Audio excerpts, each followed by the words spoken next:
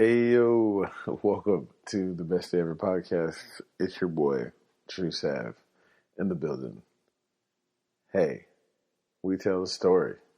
We tell the whole damn world this is bear territory. So, unfortunately, things don't always go the way they're planned. The best week ever hasn't been the best week ever so far. Nothing too crucial or out of whack has happened. They say the best laid plans of mice and men. I planned on attending the Immortal Technique concert this week, and things didn't work out how I planned. It was supposed to be on Wednesday. I got out of work on time. I got to the house, showered, changed clothes, and I fell asleep on the couch. At the least, because I figured the concert started at 9.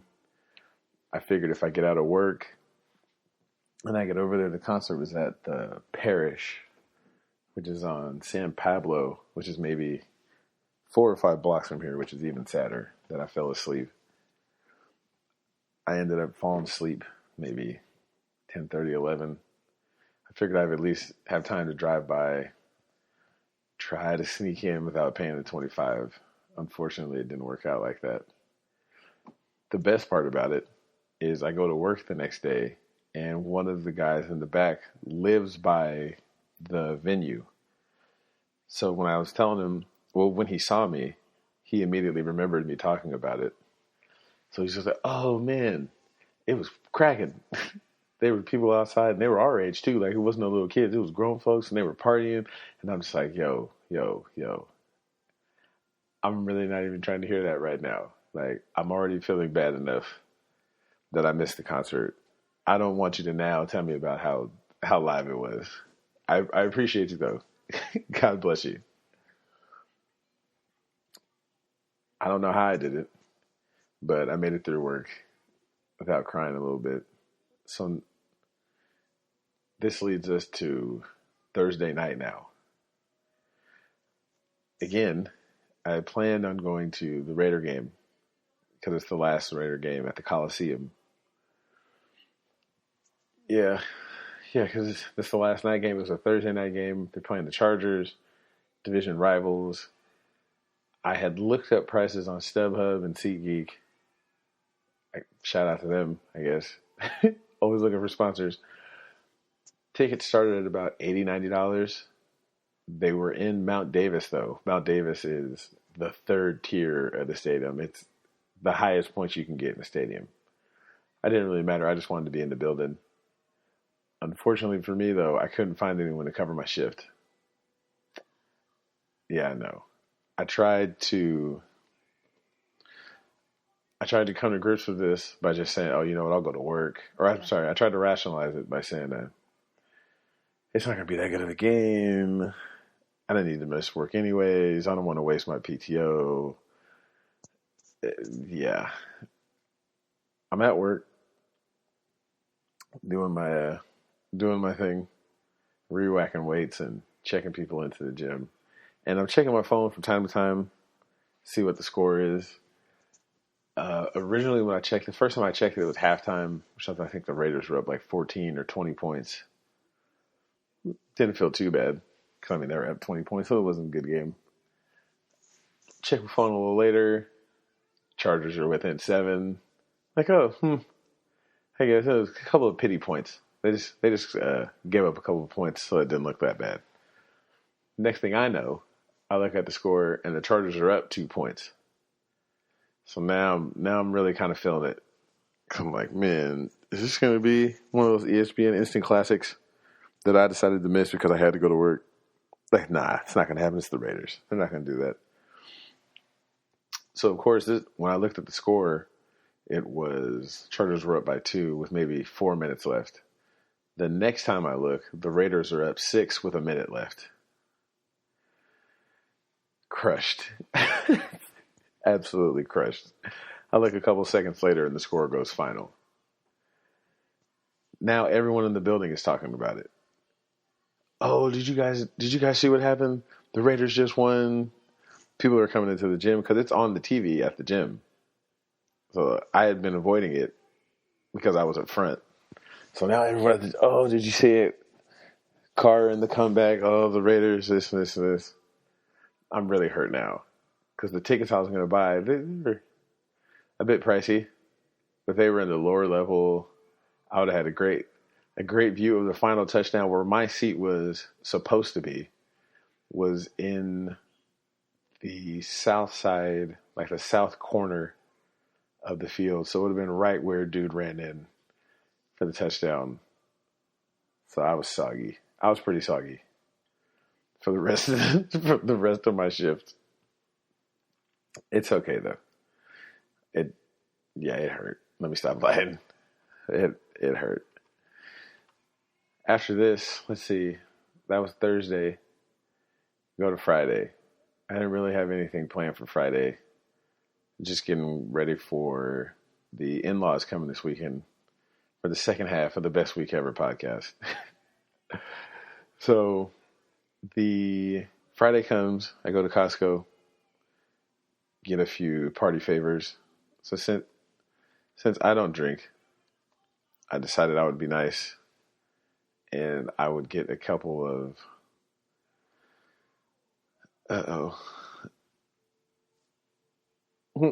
and get a couple of party favors for the in-laws. I bought a big bottle of Grey Goose for El Presidente.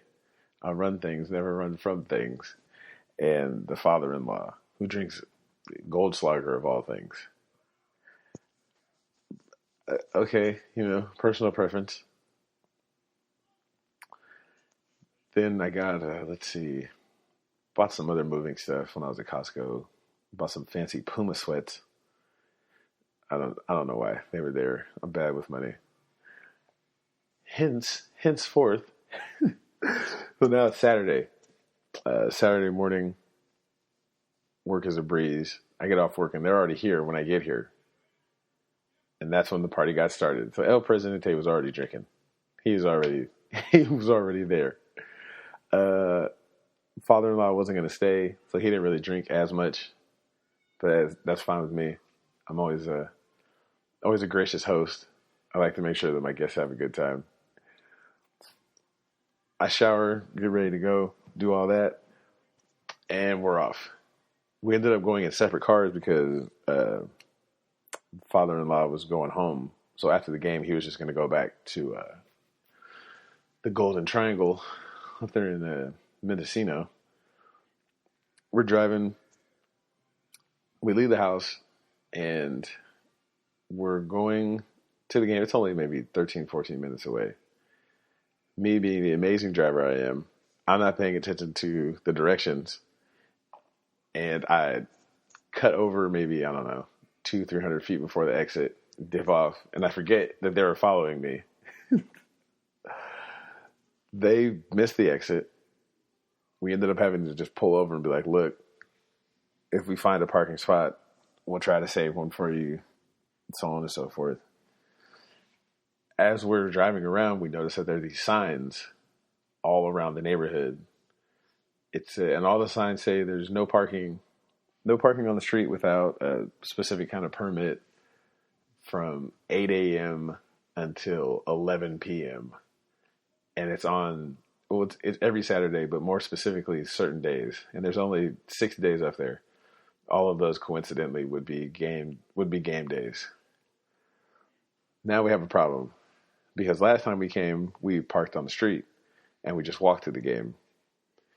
Well, I'm sure some of the people that paid upwards of $1 million for their house didn't appreciate that.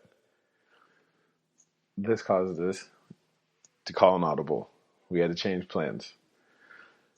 We drive around for a little bit and we come upon a middle school or elementary school and they were offering parking for the game. We pull up. Hey, how much is parking? $20. All right. Reasonable. Well, not really reasonable, but supply and demand, kids. I tell them, well, I don't have $20. I can go to the gas station, go to the ATM or whatever and come back. They're like, oh, no, we have Venmo. I'm like, all right. I don't really know what that is, but all right. My wife had it, so we Venmo them $20. We park. We text the in-laws and tell them, hey, this is where we are. Just meet us here. Just Venmo us a couple dollars, or Venmo them the money, and we're good. That's over with. We pay them. We park. I call it Uber. We Uber to the stadium. Our Uber, what was his name? His name was Francis. African guy pulls up in what is it? Toyota Sienna. I'm thinking about getting a Toyota. If we ever have kids and we're gonna have to get the family van, I'm rocking with Toyota. They had the doors that you push to open, so the driver pushed to open the door. You don't have to try to slide it closed, nothing like that. The doors that slide also roll down. Oh, it was player. We get in, he's slapping KMEO. KMEO being the radio station out here in the Bay that plays hip hop. He's slapping the Migos or SOBX, RBE, whoever it was. I'm not sure. Didn't try to talk to us. Just played the radio. We get to it's only a mile from where we're at. But with all the cars and all the walking and all the hills, nobody wants to walk that far. It was well worth the $6 that I paid. We get there. He drops us off. It's right there. It's steps from the door. So instead of having to walk the 20, 30 minutes, we're there in 6. We get there, go inside, regular pat downs. We have to get to the student section, though. You have to go up and around. It wasn't too far. It was a couple stairs. The issue being to walk to the section where we were at, because we were in the front row. We were in the very first row. Cal's an old place, so there's no, I can come. Like most stadiums, you can walk in through a middle point, and you can either go up or down. At Berkeley, you have to go all the way up to the top and then go all the way down. So it was exercise that I didn't want that day. Of course, our tickets are the first row. When we get there, because they walked down the aisle. They came from the opposite side that I came from. When I get to our seats, the best thing in life could have happened. There was someone sitting in our seats. Reminds me of a line from, I want to say it's Bernie Mac. Or was it Cedric the Entertainer? I can't remember. It was one of the Kings of Comedy.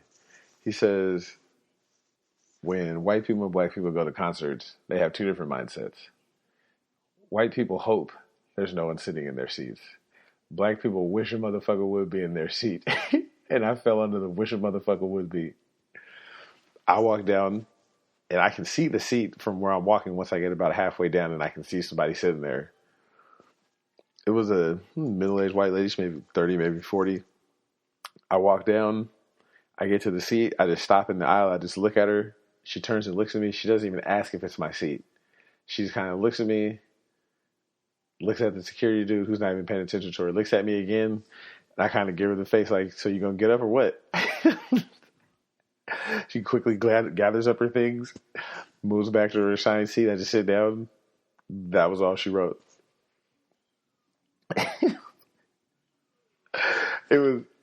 It was such a great feeling.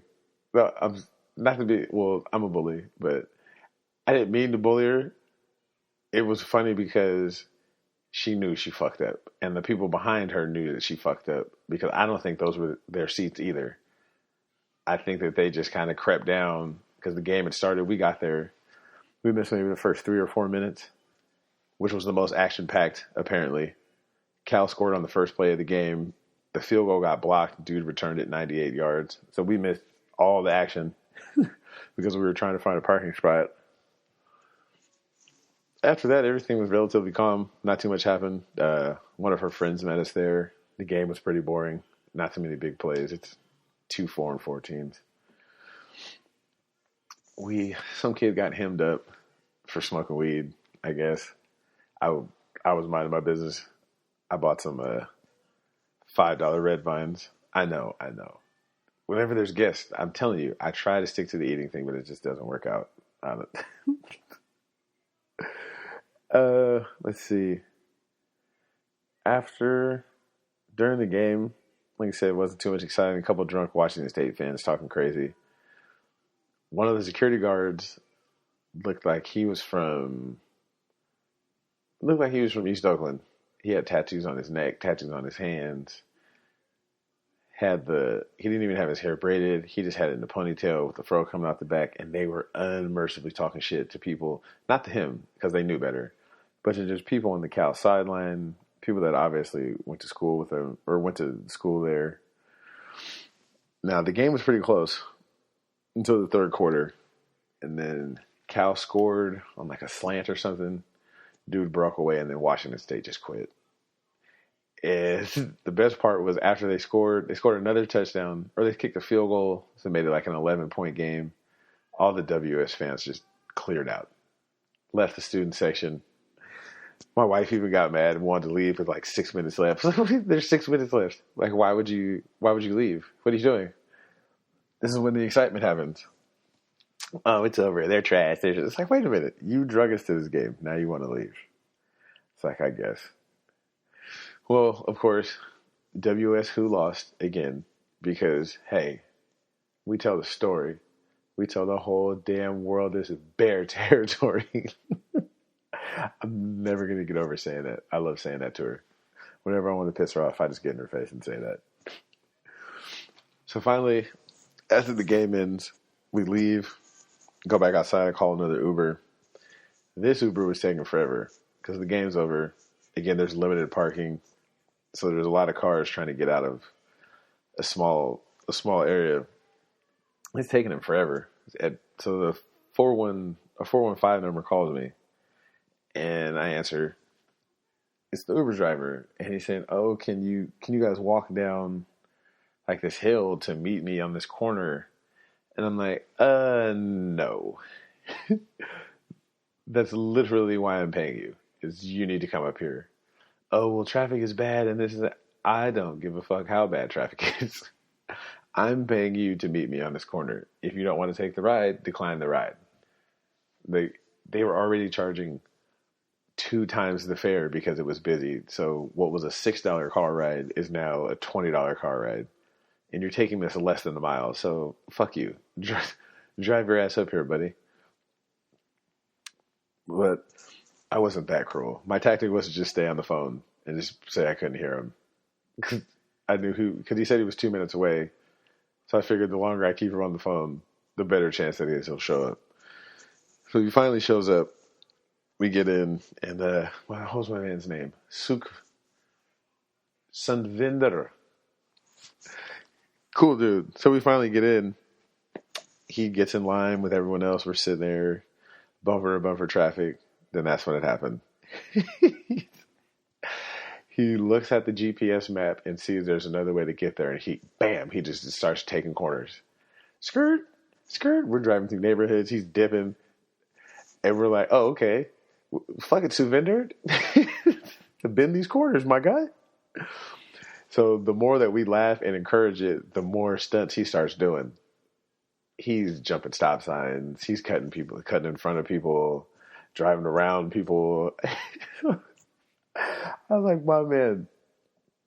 And then I really felt like an asshole because up to that point, I was going to give him 1 star like for damn sure, just for asking us to walk down the block. But he more than made up for it, and I gave my man a tip. Shout out to my man, Sue Vender. You're a G, my man. After we made it back, my father-in-law ended up driving back. We say our goodbyes, whatnot. We go back to the house with El Presidente, and my man El Presidente was lit. he wasn't wedding lit, but he was lit for sure. But so we decided, it's only 8:00. The game's over. Like, what do you guys want to do?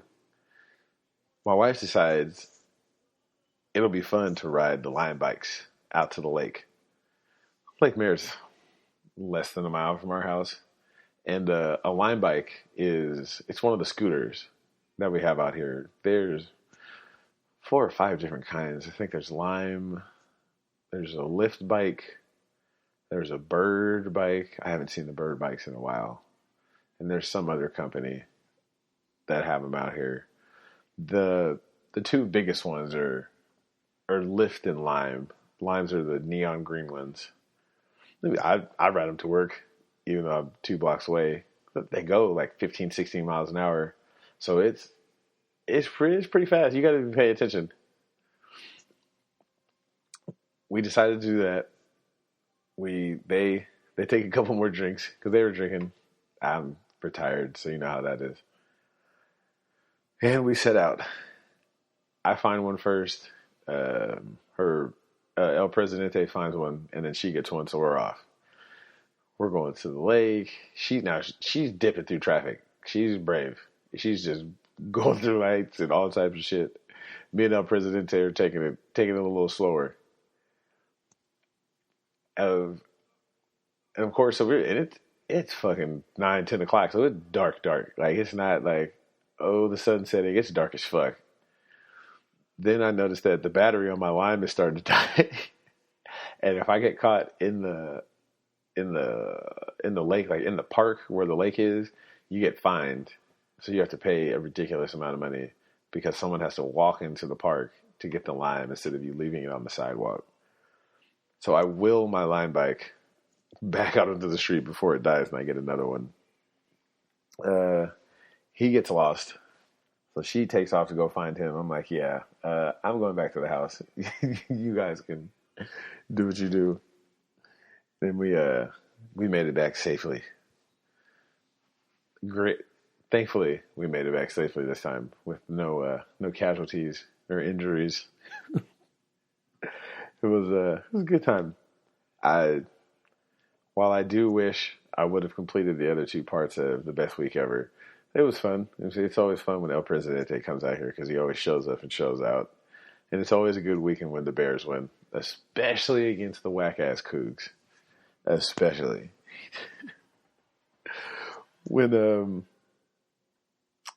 So back to regular boring life. I was talking to one of my coworkers. Well, no, I was arguing with people on Facebook again because that's what I like to do.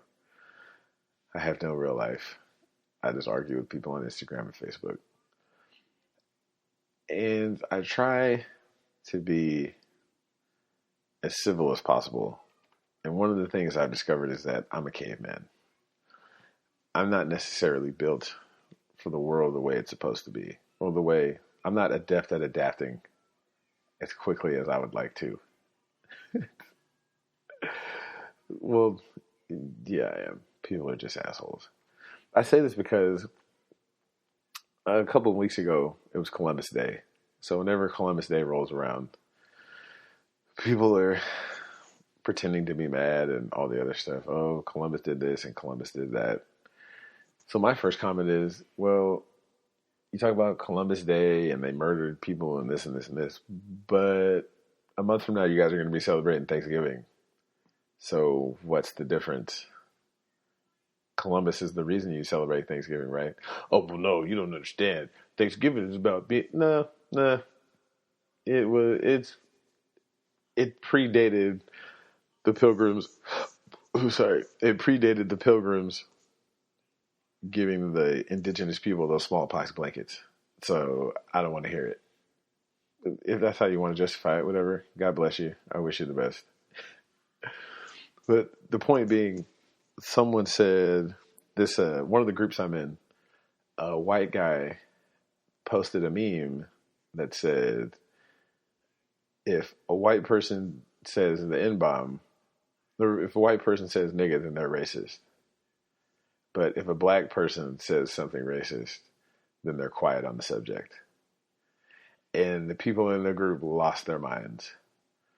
Oh, go back to the trailer park, and that's the stupidest thing I ever heard, and black people can't be racist, and this, that, and the other.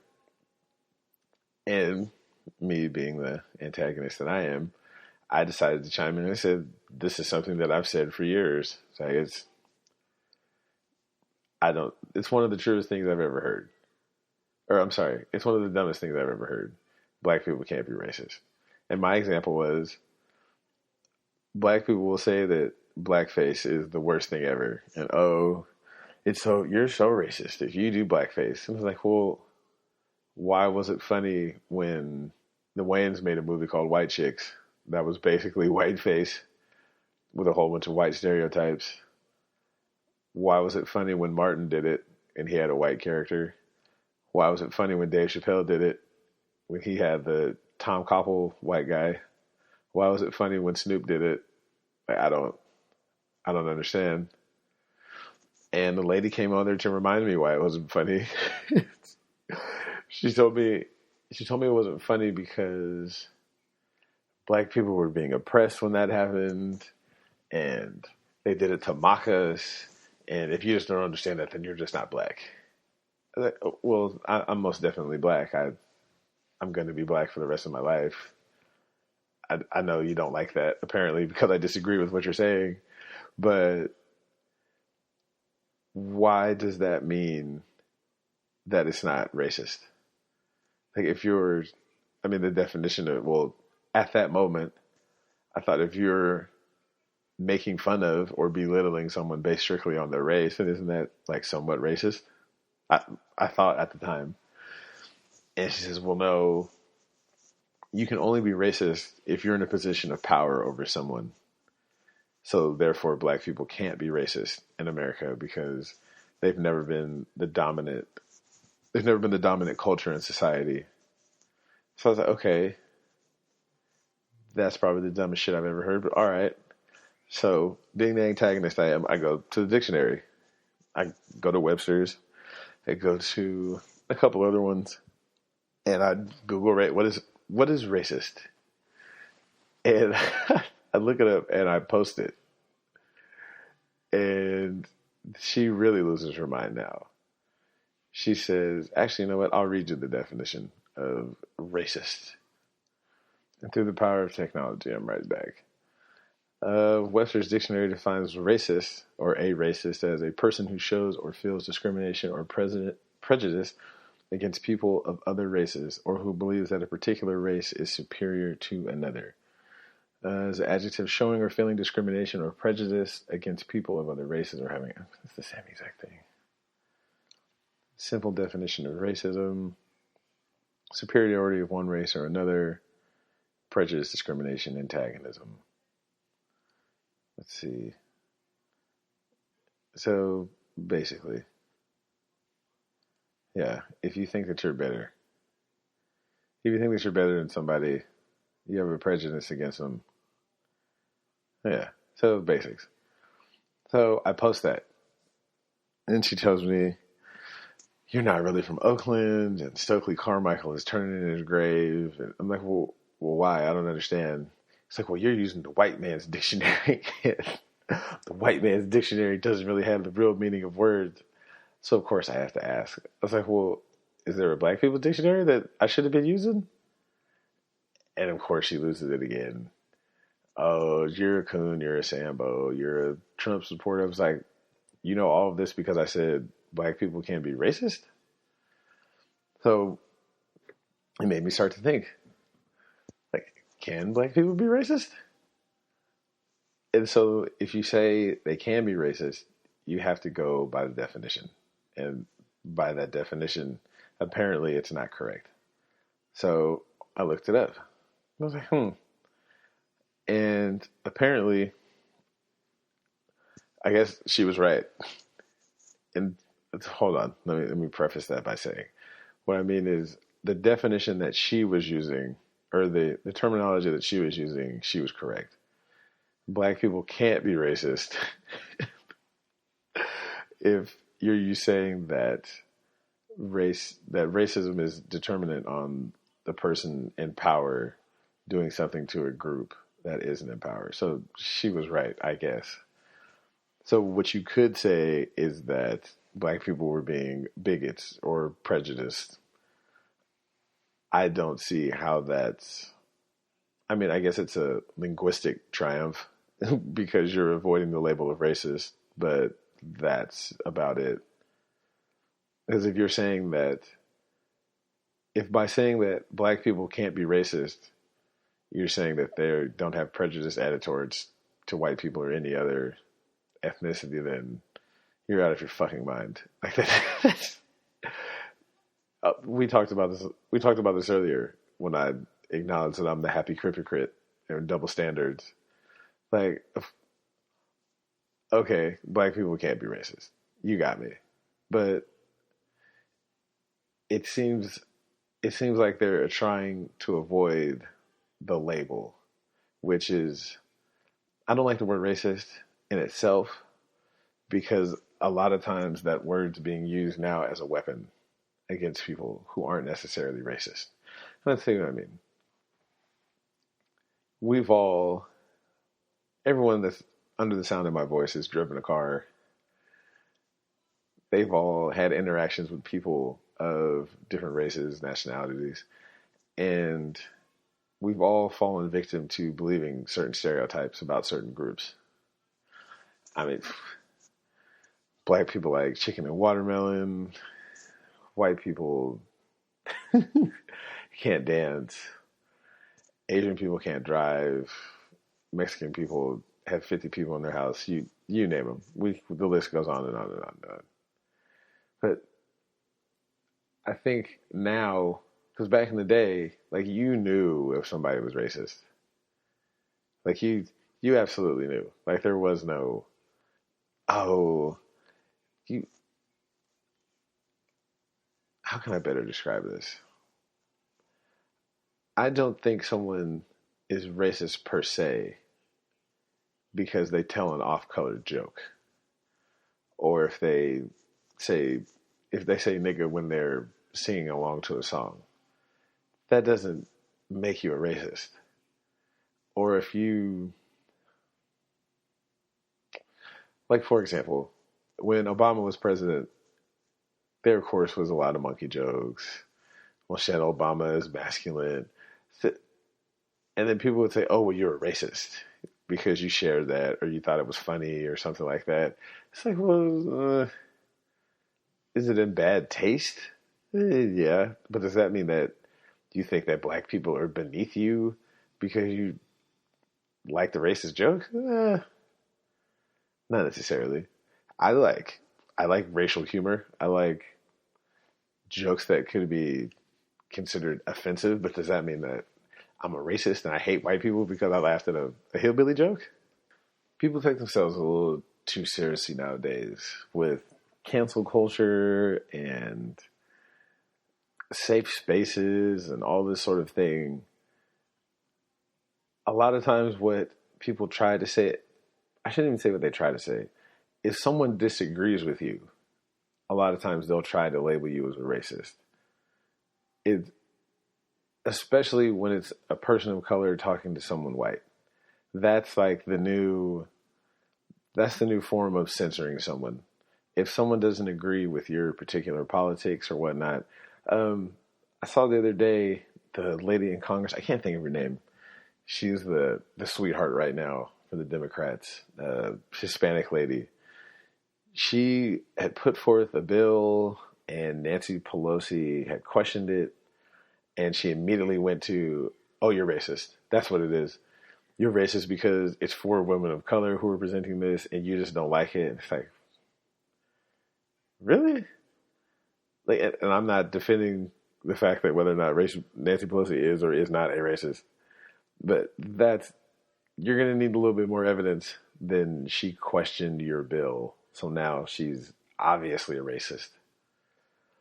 Now, if you would have been the only person that she challenged, if you and people of color were the only people that she challenged on anything, then okay, you might have a better case. But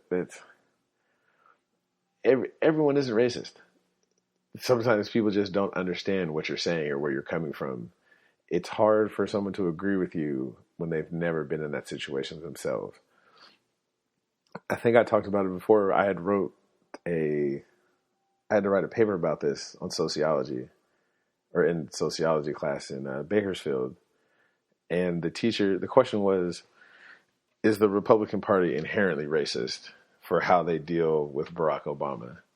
And my response was, of course not. It's silly to think that. Are there some stone cold racists in the Republican Party? Of course. I'm not doubting that for a second. Are there some people who shared some off-color jokes? Probably.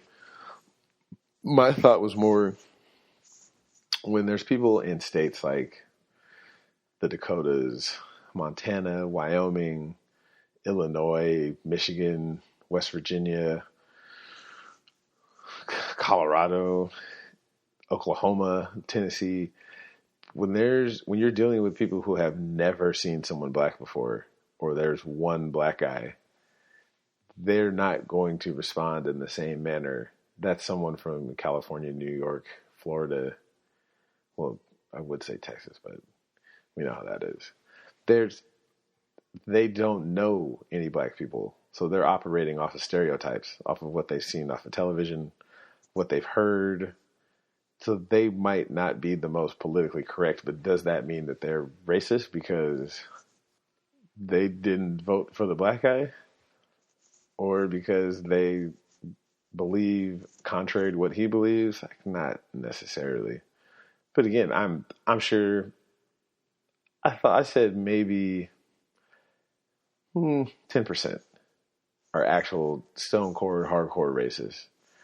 The only problem is the other 90% don't really want to speak up about it.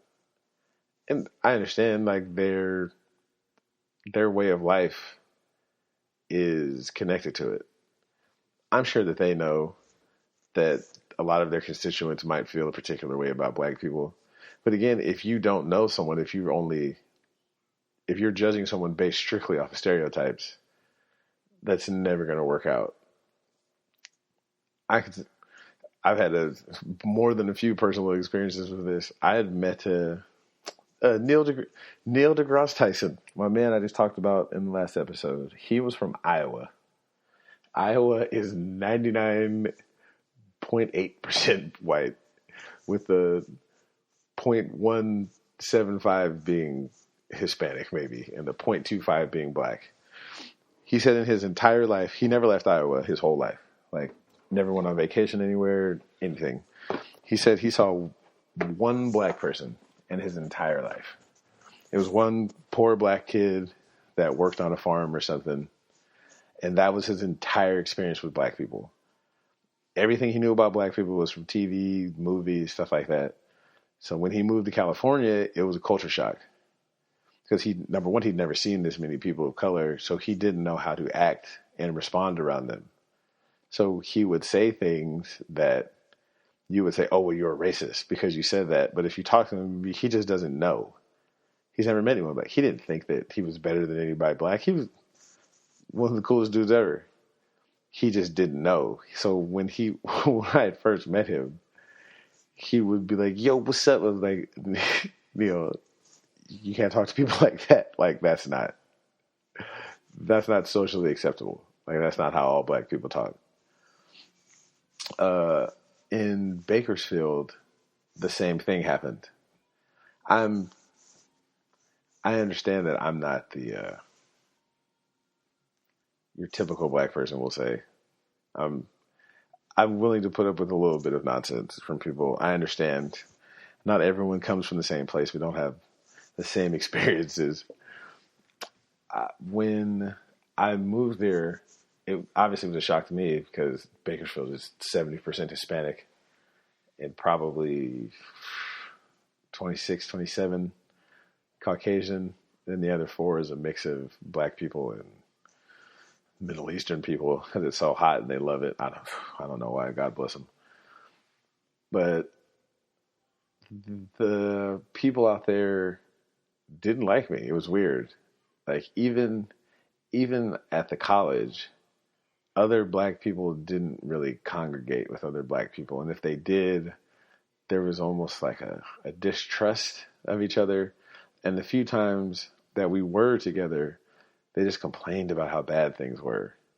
Oh, the man is holding us down. And I was like, Jesus Christ, like, it's 2015, guys. Like, what is this? But I digress. Two of the guys I met working out there were obviously Hispanic. And over time, they kind of saw that I wasn't that type of black dude. Like, and I guess I have to describe what kind of black dude I mean. I didn't cuss all the time. I wasn't lazy. I wasn't stealing shit. I spoke. I had I I spoke well. I was obviously educated. So everything that they had seen black people be, I wasn't. So they didn't know how to react to me. Like I like to think I'm a nice person sometimes when I'm not being a bully or a hypocrite. So when I used to give them rides home because Bakersfield you can get anywhere in Bakersfield in 15 minutes. So to give them a ride home, it took maybe 10 minutes and then 5 minutes for me to get home. So it wasn't that big of a deal. But to them, it was the biggest deal because Bakersfield is their world. They've never been anywhere outside of Bakersfield. It's like, you took us all the way across town. It's like, yeah, it was like 10 minutes. It was like 6 lights. Get out of here. And the more and more we hung out, the more and more we got to know each other. And after a couple months, maybe 6 or 7 months, the two guys lived together. It was with his mom and his uncle. And one day the uncle said to me, he's like, you're the first black person that's ever been in this house before. I was like, what do you mean? He's like, there's never been anyone black in this house before. Like, just never. And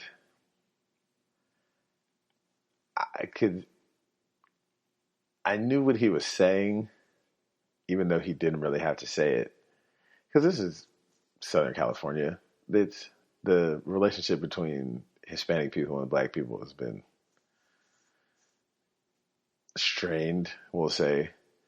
That the more I would talk to them, the more they could see that it wasn't that they disliked black people. They disliked assholes, which I think a lot of it comes from. It's like when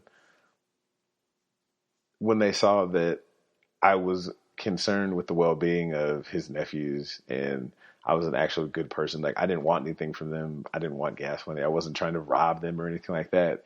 And they could see that I was a genuinely good person. They kind of had to think about their preconceived notions about black people.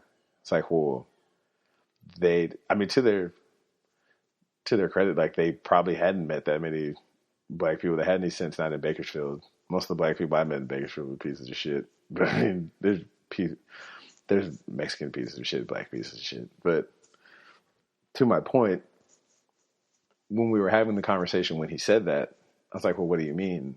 And he's like, well, there's never been anyone black here. And I was like, well, why not?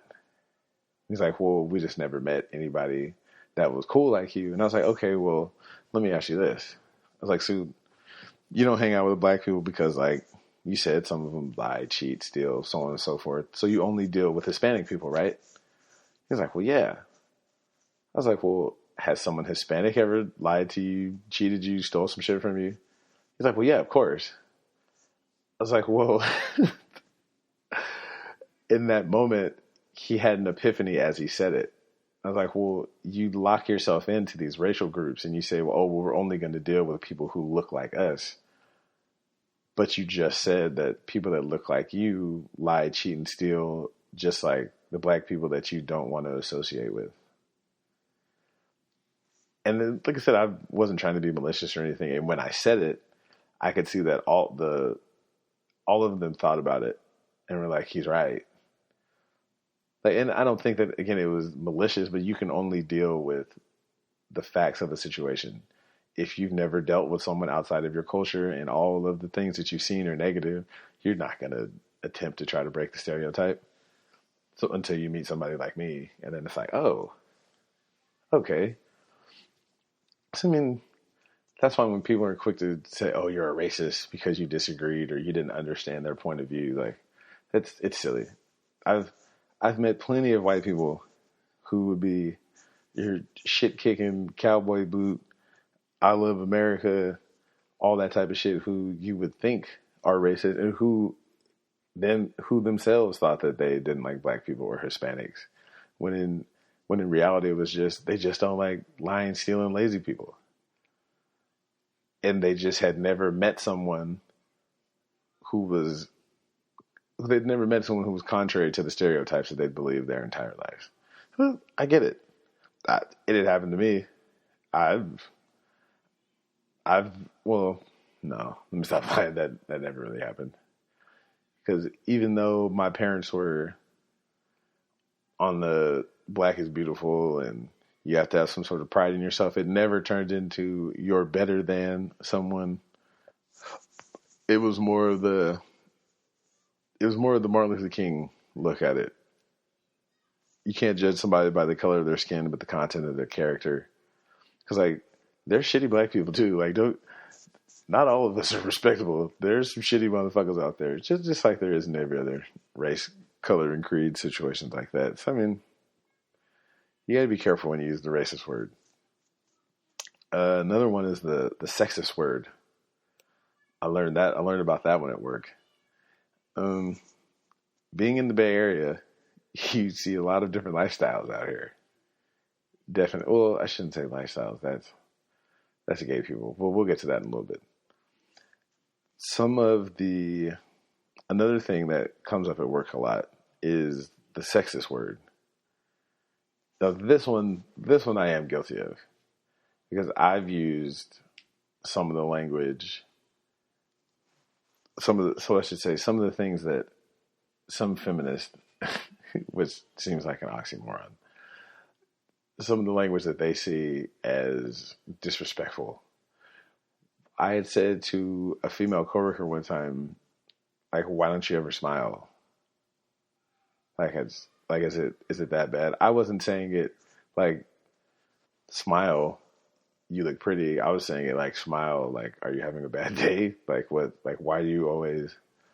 And she in turn turns around and said, I don't have to smile just because I'm a woman. And this was like, whoa. Pump your brakes. Pump your brakes. That's not what I meant. And then after we talked for a second, she realized that's not what I meant.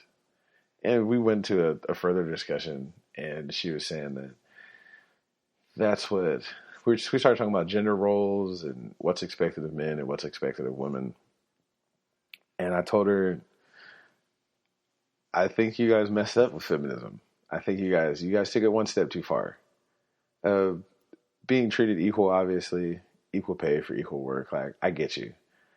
Not being expected to perform certain duties and stuff. Like, all right, I get it. If you want to wear jeans, God bless you. If you want to come slave at work with us, fine. But with that being said, you got to admit, you guys did have a hell of a deal going for a while. She's like, well, what do you mean? I was like, well, simply put, you were, I don't want to say a prize to be won because you're not a possession, but the game was rigged in your favor.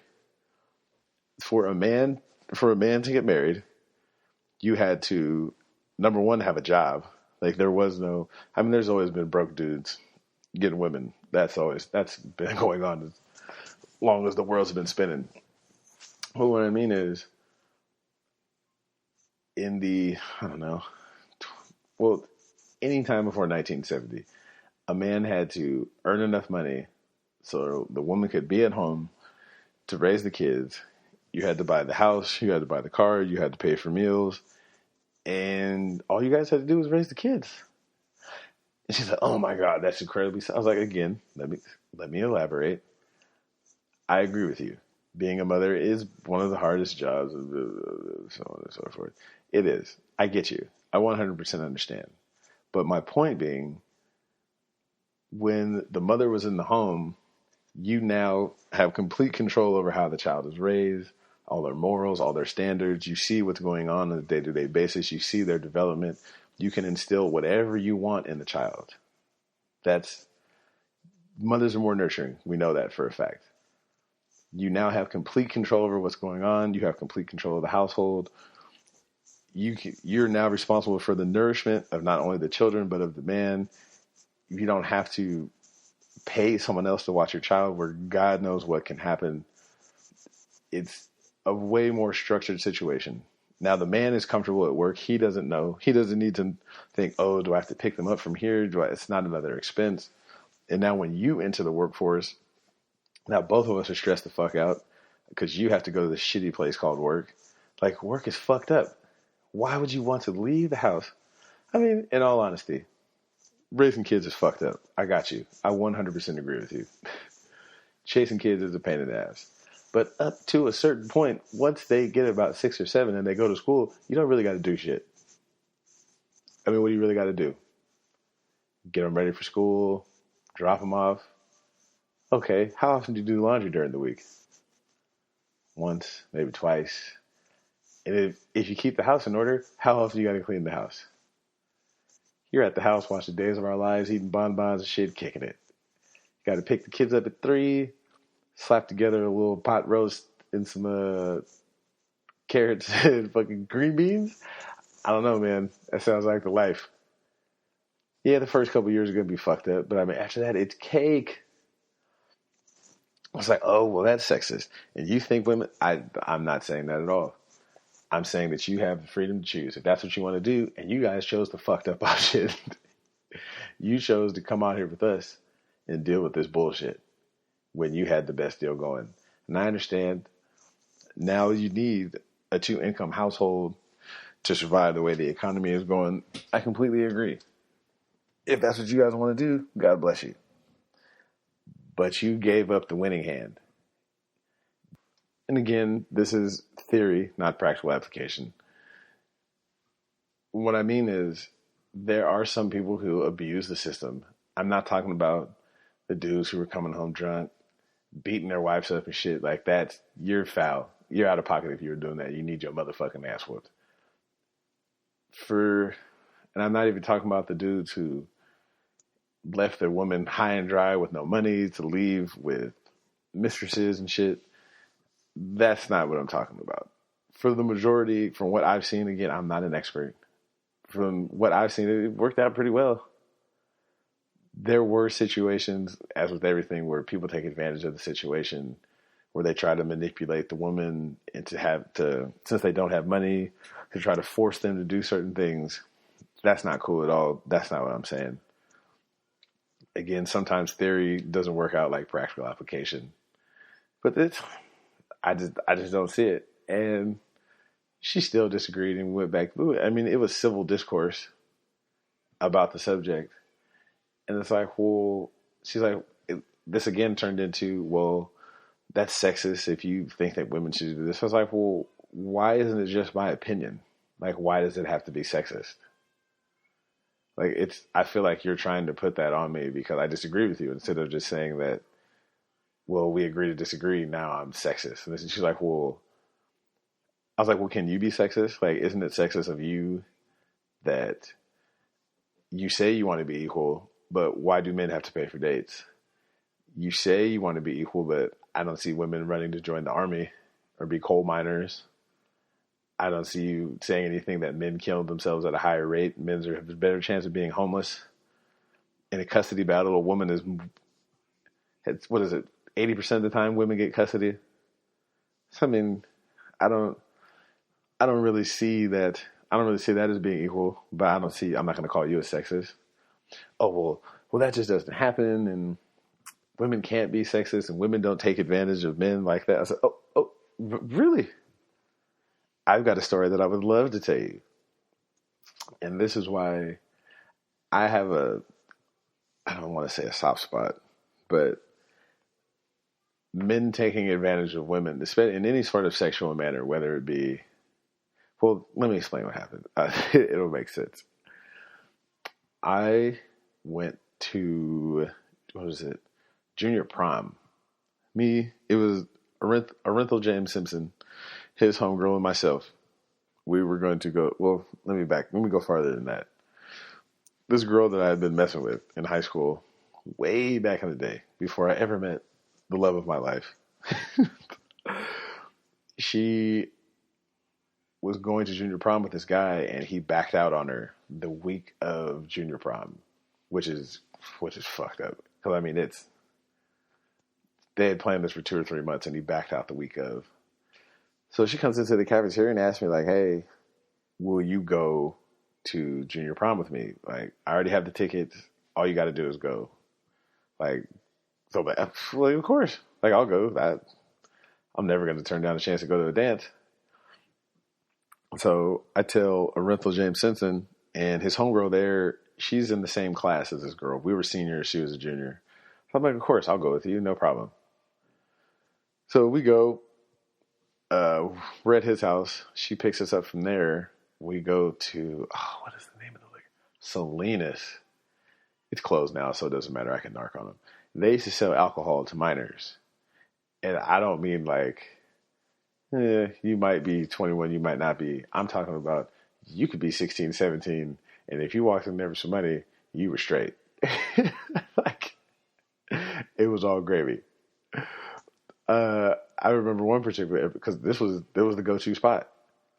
Like, you didn't dilly-dally. Like, you just get what you want, and then you bounce. I went in one time, I got what was it, 24? Yeah, because it was like $12. I got a 24 pack of Budweiser.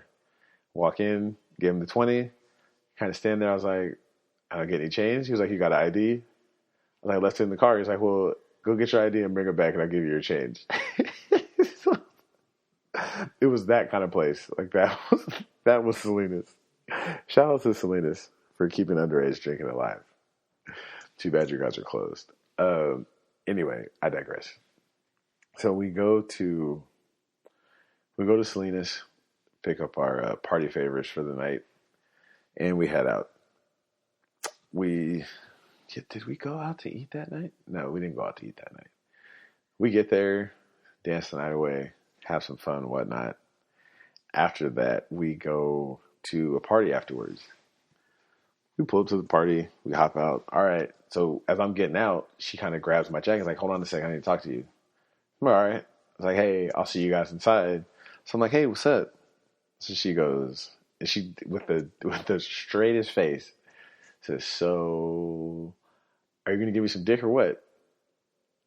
I said, what excuse me? She says, you heard me. Are you going to give me some dick or what? I said, I don't know. She's like, well, I picked you up. I gave you and your friends a ride. I bought the alcohol. Like, you need to give me some dick. Like, if you don't give, I was like, well, what do you mean I need to? Like, I thought you were doing that to be nice. Oh my God. So this is when she gets mad. I can't believe you're going to play stupid. I did all of this for you. You owe me some dick. If you don't fuck me at this party, I'm not giving you a ride home. And in that moment, I don't even know how to describe how I felt. I wasn't angry.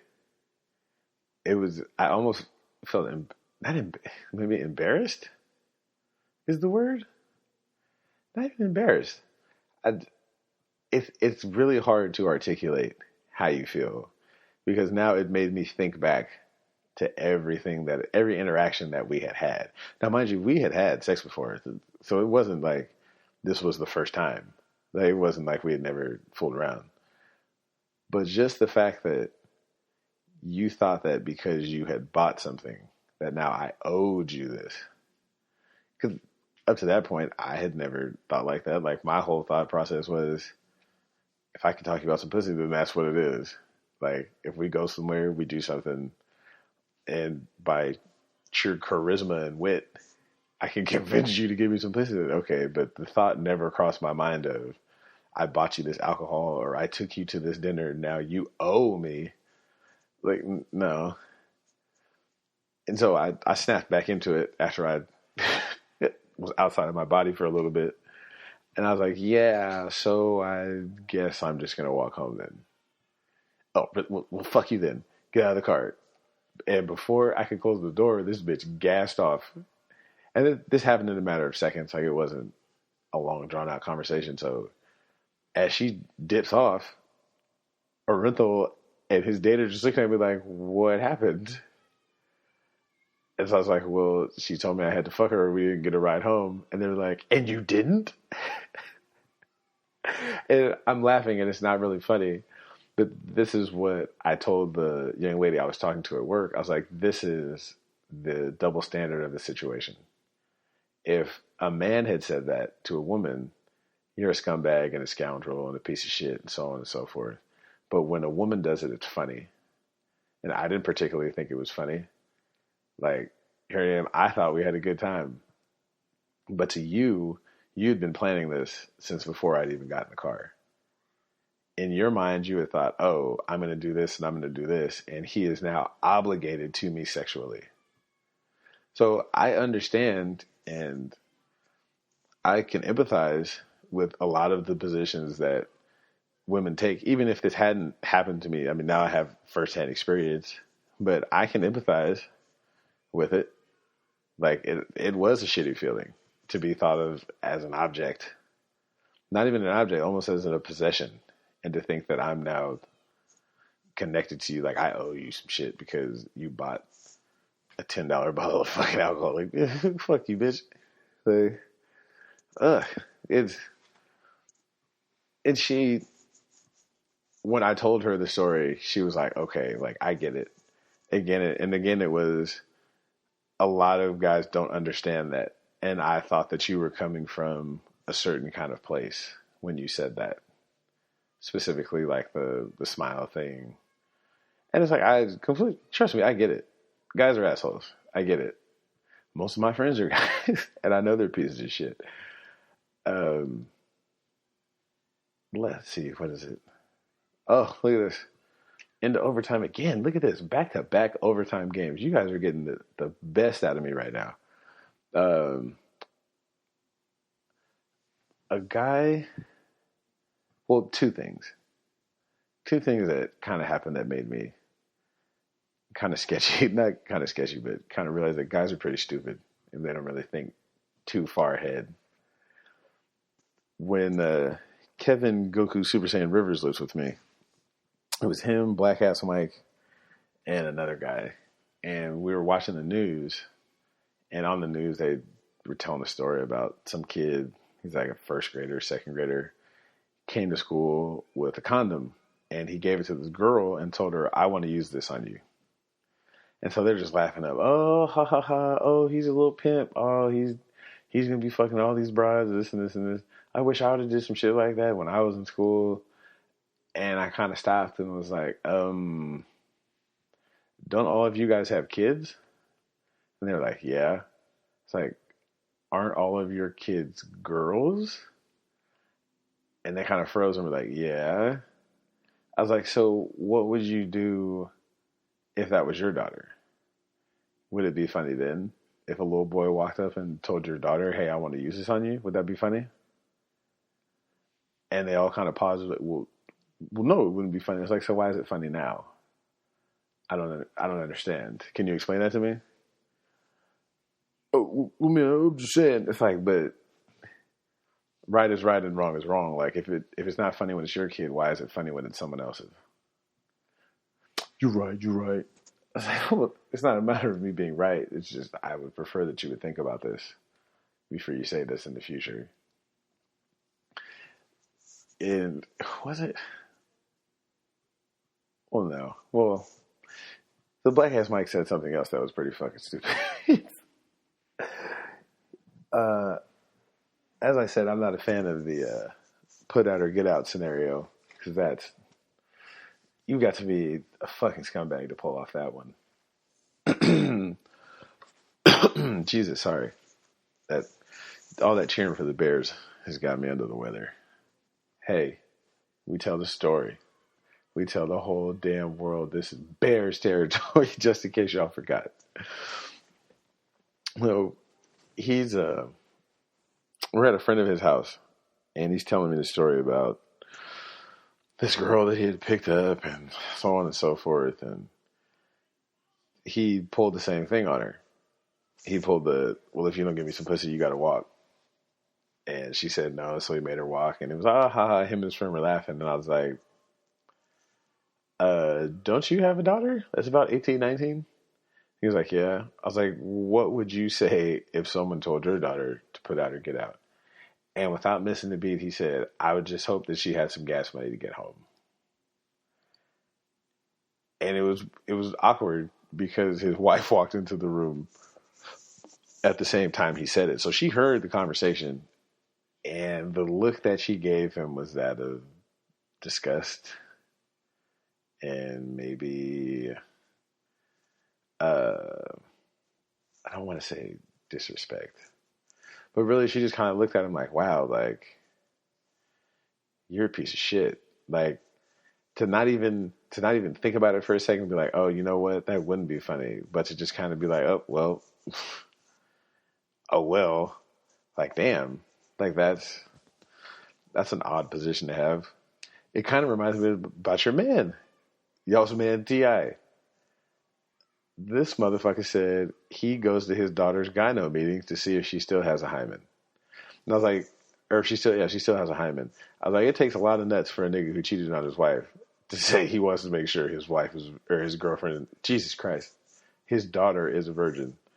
It's like, so you've got different standards for your daughter than you got for the world. Like, all the rest of y'all can be some hoes. But my daughters, y'all ain't gonna be no hoes. And then, are you making sure that your sons aren't having sex? Like, is that not, we already talked about double standards and hypocrisy. We're not going to do all that today. We'll save that for another time. Anyway, it is Sunday, so I have not completed the rest of the best week ever.